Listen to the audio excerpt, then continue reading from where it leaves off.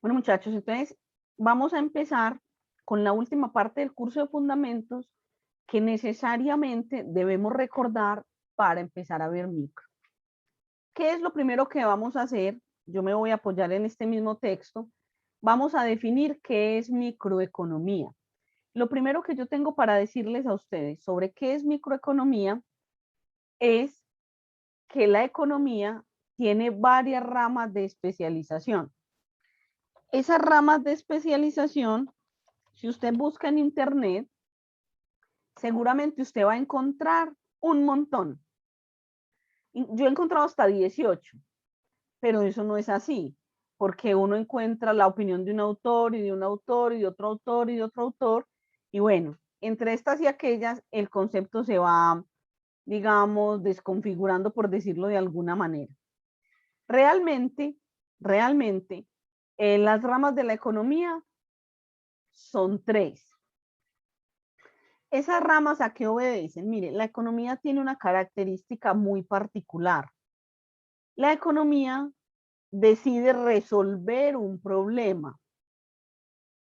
Normalmente, cuando nosotros vamos a resolver un problema, lo que hacemos es desglosar el problema. Entonces uno dice, venga, tenemos este problema. ¿Qué dice uno? Vamos por partes, ¿sí o no? Vamos a resolver el problema por partes. Resulta que aquí, ¿cómo lo veo yo? Que es una apreciación absolutamente subjetiva. ¿Cómo veo yo el asunto? Aquí no vamos a repartir el problema, no vamos a dividir el problema. Aquí vamos a dividir la solución. Aquí vamos a dividir la forma de cómo lo vamos a solucionar a las personas que vamos a impactar con la solución, con la solución. ¿Cómo poder entender eso que usted está diciendo, profe? Pues vea, sencillamente. El problema principal de la economía es la escasez. Eso es lo que en micro vamos a conceptualizar. El problema es la escasez. ¿Listo? ¿Qué vamos a entender nosotros como escasez? Pues en fundamento lo vamos a mirar y con mucho mayor nivel de detalle. Si usted me pregunta a mí, yo le voy a decir a usted, escasez es la situación donde alguien carece de algo que otros ya poseen. Jason, ¿usted tiene carro?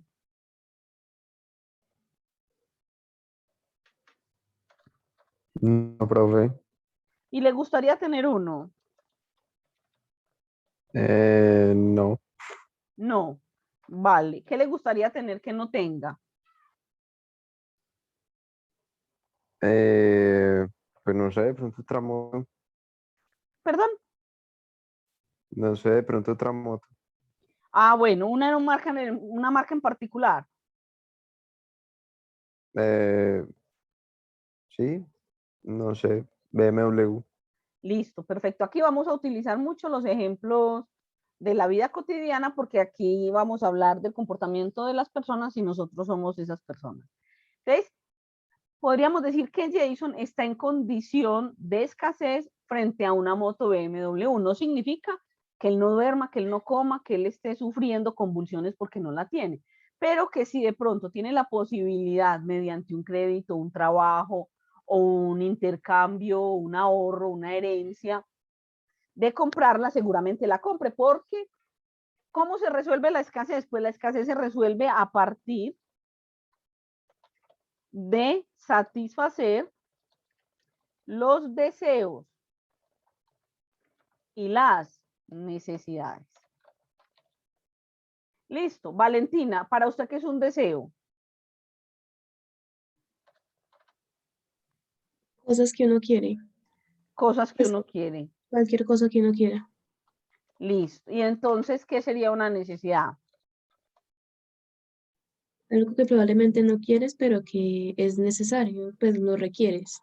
Listo. Entonces, se requiere, me gusta eso que dice, se requiere, eh, pero puede ser que no lo desees. Ujú. Puede ser que no se desee. Listo, vea. Me gusta la respuesta y era la que menos me esperaba. ¿Qué sucede en la mayoría de las oportunidades? Que cuando uno entra en deseo, uno se mentaliza de tal manera en el deseo que terminan editándolo. Entonces uno dice, hey, yo quiero una moto BMW, pero resulta que tiene una KT. Y entonces usted va por la calle y usted ve que los que tienen AKT se varan y los de la BMW no. Y usted dice, no, yo necesito una BMW. La mamá le dice, mijo, pero es que usted tiene una moto. No, pues que yo necesito una así, así. Entonces, uno se concientiza o se convence tanto que lo necesita que el deseo pasa a ser necesidad. Por eso hay un autor que los de fundamento vamos a ver con cierto nivel de detalle, que es el profesor Cuevas, Homero Cuevas. Él dice que para nosotros deseo y necesidad será lo mismo. ¿Quién necesita un iPhone 13? ¿Eso en qué número va? En 12, profe. Listo. ¿Quién necesita un iPhone 12? Que yo sepa. Nadie. ¿Quién desee un iPhone 12? Mucha gente. ¿O no? Yo no deseo Sí, un profe. iPhone 12. Yo no. Eso lo tengo yo claro. Yo no lo deseo. Y no lo necesito. ¿Por qué no lo necesito? Porque yo tengo un Huawei que me hace lo mismo. Al entrar virus, sí, ahí vemos cómo se lo sacamos. Pero ojo, ojo, yo necesito un celular. Hoy un profesor sin celular está mandado a recoger, ¿sí o no? Y uno cómo lo encuentra, y uno cómo lo encuentra. Profe, venga, y es que usted no sabe manejar el WhatsApp, y uno, Varios de mis colegas salieron de la universidad por esto, porque no pudieron con este tema. Eran de cátedra, por supuesto. Entonces, ¿a dónde quiero llegar? Que para algunos, y es probable que así sea para mucha gente, deseo y necesidad sea lo mismo. Entonces, ese tema de la escasez, que es el problema del que les venía hablando, que la economía pretende resolver, él no divide el problema. Nosotros dividimos realmente, es la población a la cual va dirigida la solución del problema. ¿A quién le vamos a resolver nosotros el problema de la escasez? A las plantas, al medio ambiente, a los animales. ¿Quién me cuenta? ¿A quién le vamos a resolver nosotros el problema? A las personas. A las personas. ¿Usted ha visto un perro antojado? ¿Alguien ha visto un animal antojado? No. Adam Smith en Fundamento lo va a decir, un momentico, los animales no intercambian, porque los animales no sienten deseo. El animal es instintivo, el animal come lo que necesita. Usted ha visto, por ejemplo, son muy poquiticos, yo diría que casi escasos, los animales que se mueren de obesidad. Porque el perrito come hasta donde llena, los seres humanos no. Entonces, usted nunca ve un perro en una vitrina antojándose de nada, ¿no? El perro consigue lo que necesita para vivir y punto. Lo mismo los pájaros. ¿Usted ha visto un nido con ventanas? No, el pajarito coge las ramitas, hace su nido, lleva sus huevos y de ahí resuelve su problema. Y prueba de que lo ha hecho bien es que los pájaros han estado, están y estarán y trascenderán después de nosotros. Si no les acabamos nosotros el hábitat, que nosotros sí somos pues una cosa muy violenta. Entonces, ¿qué hace la economía? Dice, bueno, esta de aquí es la población que tiene problema de escasez. Este círculo, me imagino que lo están viendo, este círculo es la población. Bueno, venga, yo le resuelvo a usted ese problema. Venga, yo le voy a dividir a usted ese problema para que no lo tenga. Entonces, voy a dividir esto así.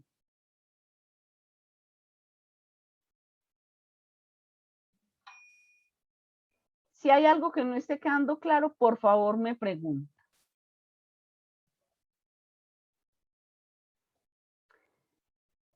Aquí es donde yo me demoro un montón de años haciendo rayas. Bueno, ahora voy a dividir esto. ¿Cómo lo voy a dividir? Voy a dividir la población en 3 grupos.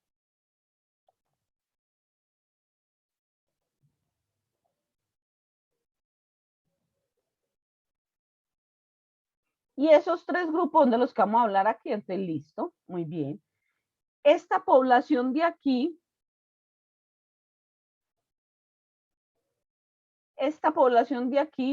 la vamos a llamar micro. ¿Qué población hace parte de la microeconomía? Pues eso es lo que le quiero contar. La microeconomía, en la microeconomía participan las personas, las familias y las empresas.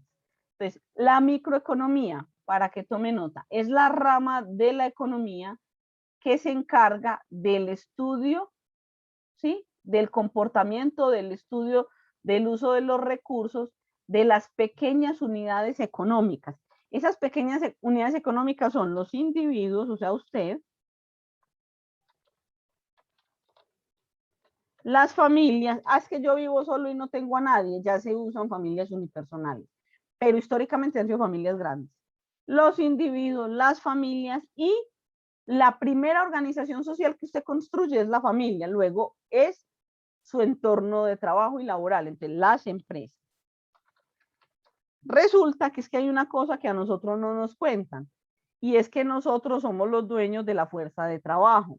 ¿Cómo así? Nosotros somos los dueños del capital y por lo tanto somos los dueños de la mano de obra. O sea que sin nosotros no hay economía, no hay nada, de nada, de nada. Y cuando digo nosotros, somos nosotros, las familias, las personas y los individuos. Sin nosotros no hay absolutamente nada. Entonces digamos que este es el primer grupo al cual se le resuelve el problema, se le intenta resolver el problema de la escasez. En microeconomía se le resuelve enseñándole a qué, a ser consumidor. Eso es lo que nosotros vamos a mirar aquí, cómo se comporta el consumidor. Le vamos a explicar cómo ser productor, cómo usted puede llegar a los puntos de eficiencia productiva y cómo debe conjugar los factores de producción para que lo haga de manera eficiente. Y sumado a eso, le vamos a enseñar cómo manejar los costos para que usted pueda obtener al final la máxima producción con el mínimo costo y encuentre su punto de equilibrio fácilmente.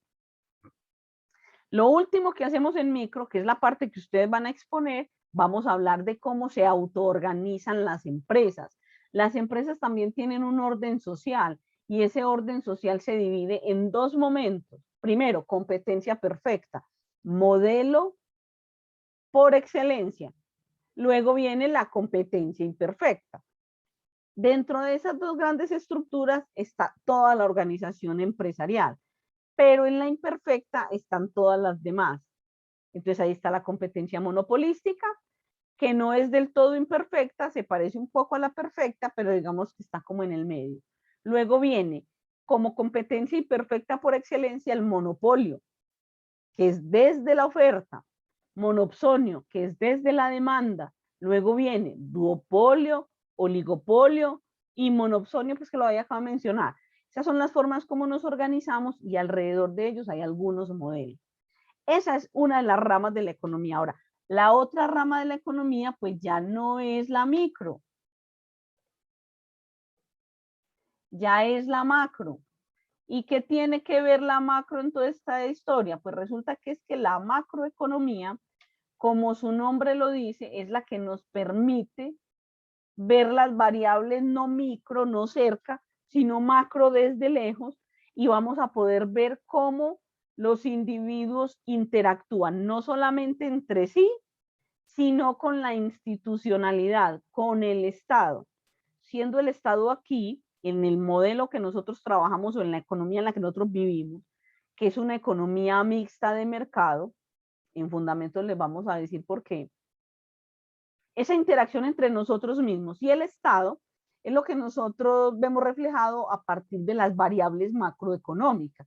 Digamos que son algunas medidas que nos involucran a todos, pero a nivel institucional. Por eso se llama macro, mirado como desde arriba. Entonces, la macroeconomía, digamos que es la rama de la economía que se encarga del estudio de las variables agregadas. ¿Qué son variables agregadas, profe?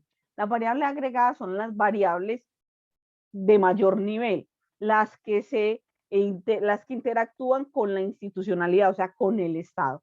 Ejemplos de esas variables agregadas que ustedes conocen muy bien, porque las han oído mencionar en la televisión, en la prensa, con sus amigos, con sus familias, son más o menos así: el crecimiento económico. Cuando hablamos de crecimiento económico, estamos hablando de macroeconomía. Cuando estamos hablando de empleo, hablar de empleo y desempleo es prácticamente lo mismo, uno es antagónico al otro. Cuando hablamos de tasas de interés, de tasas de cambio, cuando hablamos de moneda extranjera, eso es macroeconomía. Entonces, cuando hablamos de precios en general, esa es la macroeconomía, es otra rama de la economía. Esa es la otra asignatura que ustedes van a ver más luego, cuando ya hayamos superado esto. ¿Alguna pregunta? ¿O van bien ahí? ¿Van conmigo? Sí, profe, bien. Bien, profe. Ok, muchas gracias. Ahora, vamos a ver la otra. La otra rama de la economía es lo que se conoce como la economía internacional. ¿De qué se ocupa la economía internacional? Resulta que es que la economía internacional se ocupa de las relaciones económicas entre países.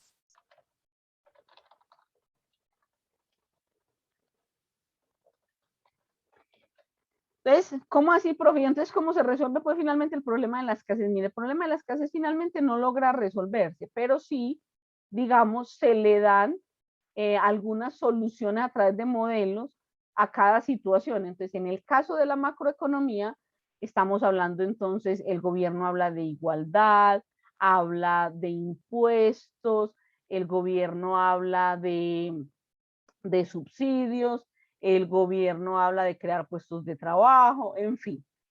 Y a nivel internacional, pues digamos que estamos hablando de la problemática entre países, que es sencillamente la situación que se genera en un lugar del mundo y afecta a los demás. La migración, el problema de la droga, el problema de la importación, el problema de la exportación, de los tratados de libre comercio, de los tratados comerciales, que yo supongo son palabras que ustedes han oído mencionar. Listo. Entonces, básicamente, a eso es a lo que se dedica la economía, y por eso en este momento es importantísimo para nosotros que tengamos eso claro para que podamos entender entonces lo básico. ¿Qué es lo básico? ¿Cómo se mueve el mercado en el que nosotros vivimos, hemos vivido, y mientras no pase nada extraordinario, viviremos? Y es la economía mixta y la economía de mercado. ¿Por qué lo digo si no pasa algo extraordinario? Porque actualmente, digamos que a nivel mundial hay un movimiento y una intención de que la parte de política económica cambie, pues la gente está un poco cansada de las instituciones, del Banco Mundial y de todas estas organizaciones, porque consideran que de alguna forma no han respondido como deberían responder.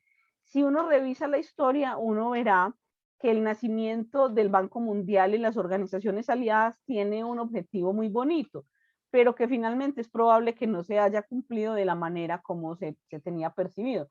Por ejemplo, uno de los objetivos del Banco Mundial es disminuir la desigualdad. Y en este momento en el mundo vivimos una de las mayores desigualdades de la historia. Entonces uno dice, bueno, ¿qué pasó ahí? Ahora, nosotros para entender esto a nivel cercano de nosotros o a nivel país, pues tenemos que entender entonces, ya que vamos a dar por sentado que vivimos en una economía mixta y de mercado, pues lo primero que tenemos que entender es que ¿qué es un mercado? ¿Quién me quiere decir qué ha entendido como mercado hasta ahora?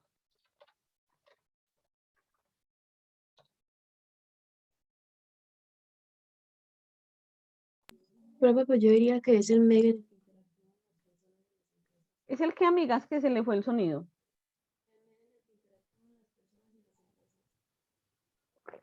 ¿Me repite, por favor? Bueno, mientras le vuelve sonido a Valentina, ¿alguien más?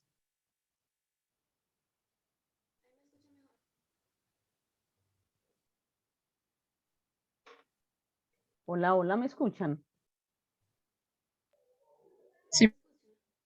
Profe, no sé, yo entiendo el mercado como todo relacionado a lo que decías de satisfacer las necesidades y deseos, entonces ahí empiezan a salir como los servicios o los productos que necesitamos consumir para satisfacer todas las necesidades. Ok, muy bien. Valentina, cuénteme si de pronto ya le da el sonido.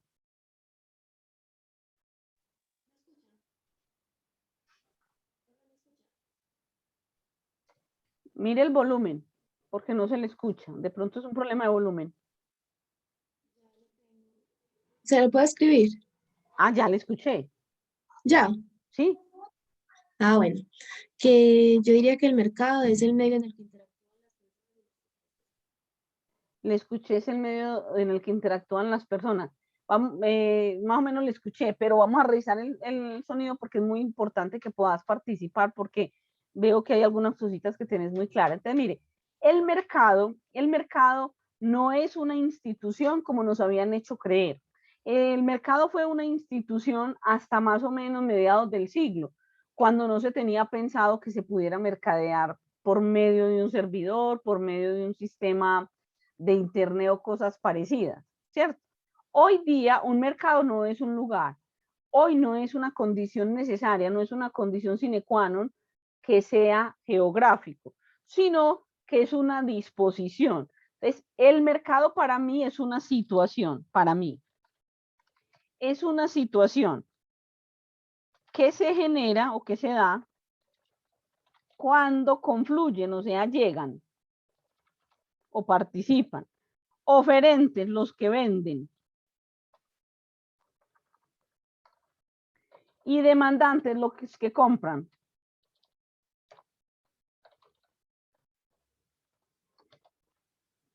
Para o con la intención de generar, para generar un intercambio.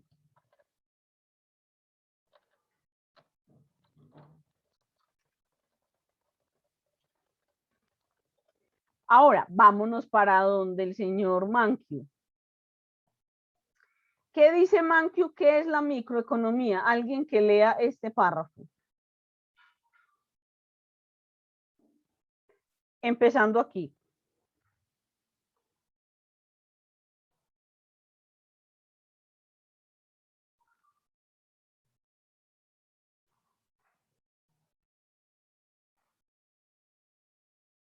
María Isabel, ¿nos quiere leer este párrafo, porfa?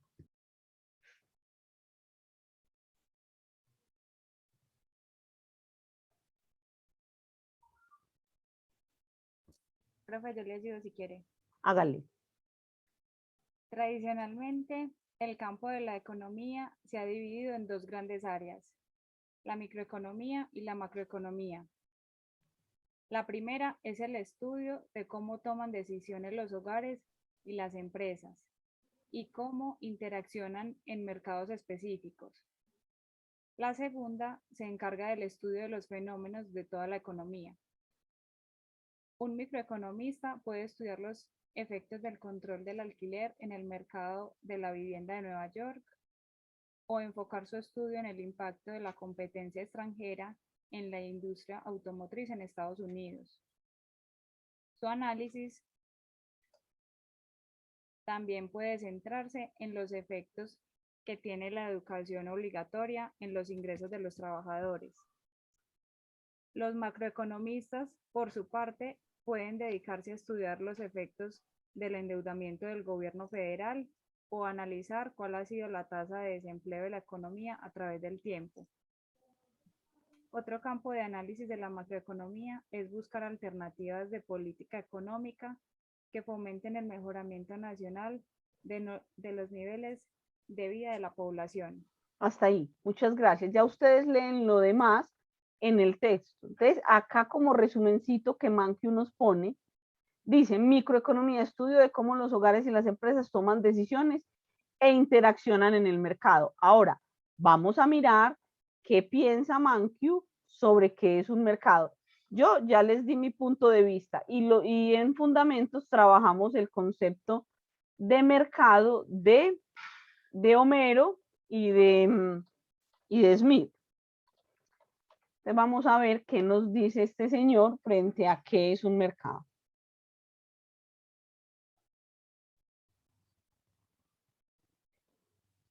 Vamos a ver si aquí antes lo define.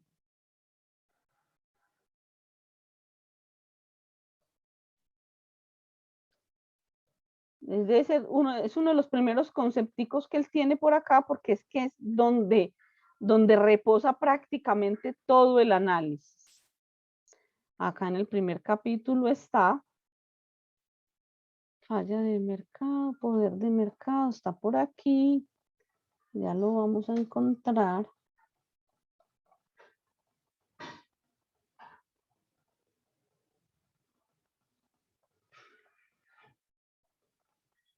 Hagámoslo más pequeño y verá.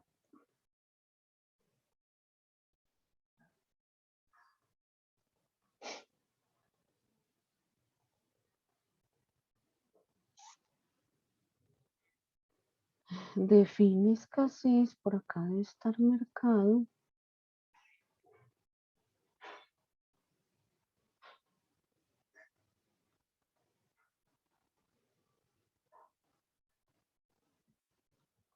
Economía de mercado, mercado, está por acá.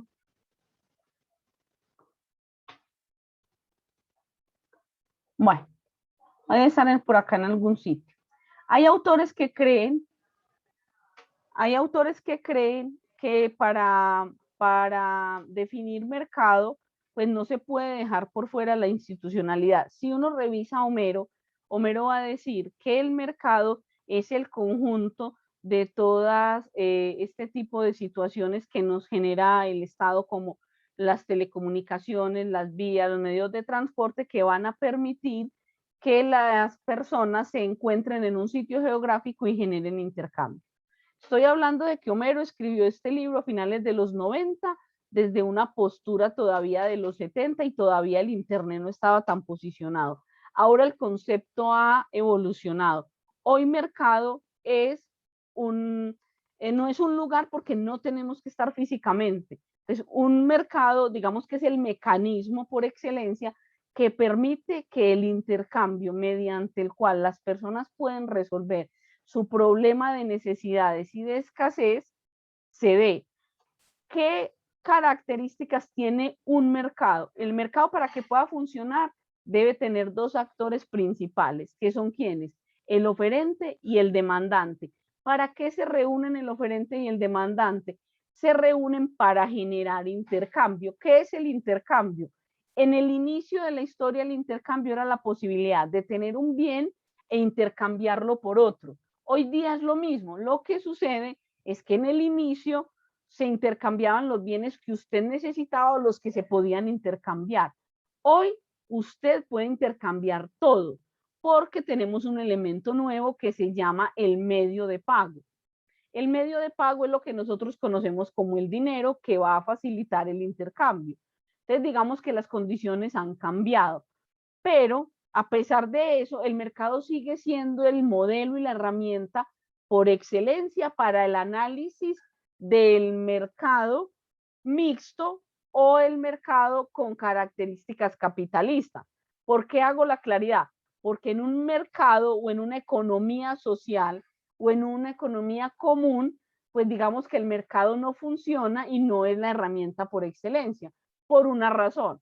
Porque en la economía social y en la economía común, las personas no intercambian. El Estado les da lo que considera que ellos merecen y le solicitan a los individuos una pequeña retribución, sea que trabajen, sean que los esclavicen, sea que los pongan a obedecer, entonces usted tenga que ir al ejército, tenga que ir a la guerra, bueno, no sé, cualquier cosa que el Estado le pida, pero usted no va a tomar decisiones de consumo. Entonces, la magia del mercado o la diferencia del mercado, como lo tenemos planteado hoy, es que las decisiones económicas las toman los individuos que intervienen en él, que serían los oferentes y los demandantes. Entonces, una economía de mercado, que es la que analiza Gregory Mankiw, porque es la más común y es en la que nosotros estamos inmersos, dice que es como la economía asigna los recursos. ¿Cuáles? los escasos, porque los recursos abundantes no necesitan asignación. ¿Y por qué no necesitan asignación? Porque al ser abundantes, pues hay para todo el mundo. Los recursos escasos, por ser escasos, requieren ser asignados y se asignan a partir de las decisiones. En una economía de mercado, las decisiones mediante las cuales se asignan los recursos son decisiones descentralizadas. Entonces usted decide qué estudiar, qué trabajar, dónde trabajar. Es más, a usted le ofrecen un salario y si usted quiere decir que no, lo puede hacer. Usted en una economía común no le van a ofrecer salario. Usted tiene que trabajar porque el Estado lo denominó así. O el dictador o el autoritario, el que sea que esté manejando eso. Usted va a hacer esto y usted no tiene más remedio que hacer eso. Y no va a recibir una contraprestación como medio de pago que le permite intercambiar. No, usted va a recibir la comida, la ración, las lentejas y lo que sea. En cambio, en una economía de mercado, usted va a poder tomar decisiones desde su cuenta, decisiones descentralizadas, y va a haber propiedad privada, van a haber empresas, van a haber hogares que toman decisiones. Ustedes en sus familias deciden si compran una casa, un apartamento, si lo revocan, si lo tienen en gris, si ponen el televisor adentro o afuera, si tienen un perro o 5. Esas decisiones las toman ustedes porque, entre comillas, vivimos en una economía libre de mercado para que usted pueda tomar decisiones de bienes y de servicios. ¿Van hasta ahí conmigo o vamos muy enredados?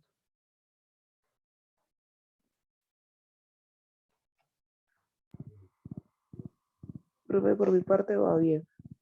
Listo. Cualquier duda, por favor, pregunte.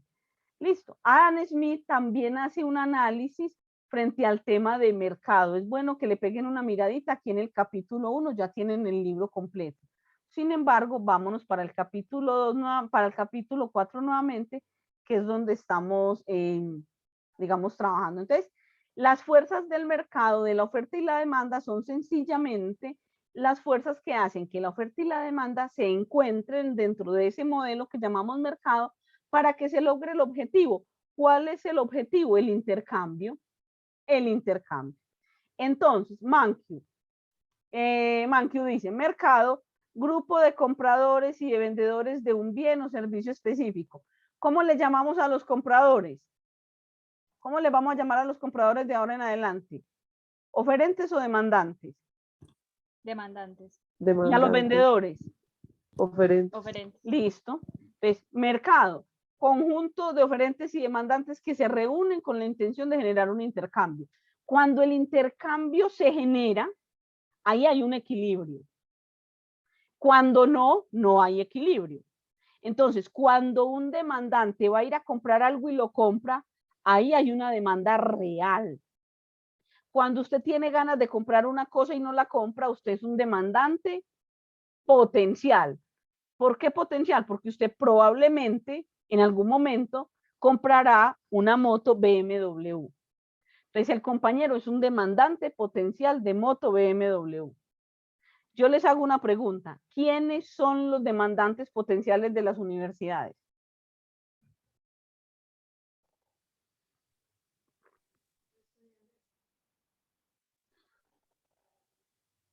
¿Los jóvenes? No.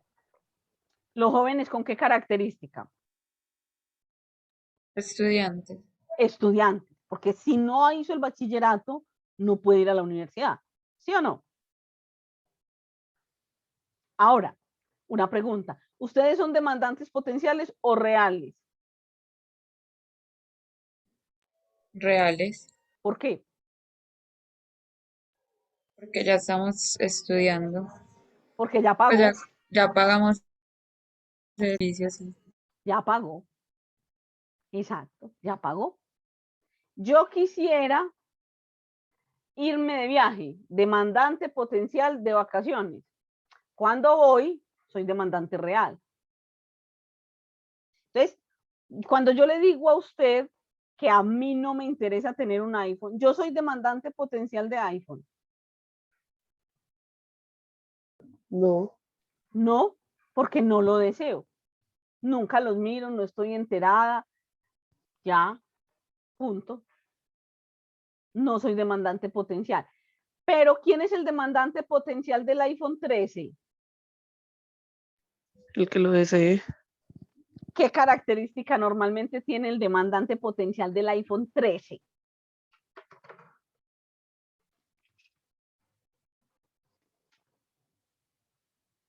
A ver.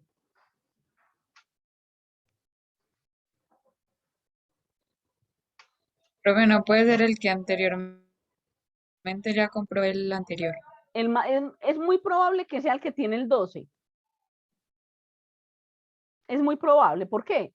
Porque si el 12 vale 4 millones y el 13 vale 6, pues el del 12 lo venden 2 porque ya es usado y no tiene que conseguirse 6, sino 4 para ajustar el de 6. ¿Sí me hago entender? ¿Cuáles son los mayores demandantes de vehículos nuevos? ¿Los nuevos consumidores o los que ya tienen vehículos? Los que ya tienen vehículo. Los que ya tienen vehículos. Siguen siendo un mercado. Entonces, ¿cuál es la probabilidad? A ver, le hago una pregunta bien hecha. La probabilidad mayor de hacer un posgrado en una universidad la tiene ¿quién? ¿Alguien que no conozca la universidad o alguien que sí? Alguien que ya tenga una carrera. Exacto, y que si la tiene en la misma universidad es probable que lo haga. ¿Por qué? Porque a eso se les dan descuentos, se les homologan materias, se les facilita la vida por ser egresados. ¿Sí me hago entender? Entonces cualquiera me va a decir, oiga, ¿y usted por qué hizo la maestría en San Buenaventura? Y yo, pues porque como hice la especialización. ¿Y por qué hizo la especialización? Y yo, porque como era docente me dieron un descuento. Ah, listo, demandante potencial, luego demandante real. Y el ser demandante real de la especialización me convierte en demandante potencial de la maestría, ¿sí? Y también en este momento me convierte en demandante potencial del doctorado. Por lo mismo, ahí ya hay un mercado cautivo que usted tiene que seguir manteniendo en el tiempo y de eso se va a ir enterando a medida que vaya avanzando en su carrera, ¿listo? Entonces, dentro del mercado nos vamos a encontrar la conjunción entre la oferta y la demanda. Y ahí es donde yo necesito que ustedes se terminen de leer el capítulo. Porque la próxima semana vamos a definir qué es demanda, qué es cantidad demandada, que son dos cosas distintas, cuáles son las variables que influyen en la demanda, cuáles son las variables principales y las secundarias, cómo se grafica, cómo se determina su ecuación, cómo se determina el equilibrio, cuándo hay un movimiento, cuándo hay un desplazamiento y cuál es la ley que lo rige. Y esto que le acabo de decir lo vamos a hacer también para la oferta. Y luego vemos la elasticidad, que es el capítulo 5. Entonces, la tarea para la próxima semana es leernos el capítulo 4 y ojalá el 5. Si no se puede leer el 5 por cualquier razón, por lo menos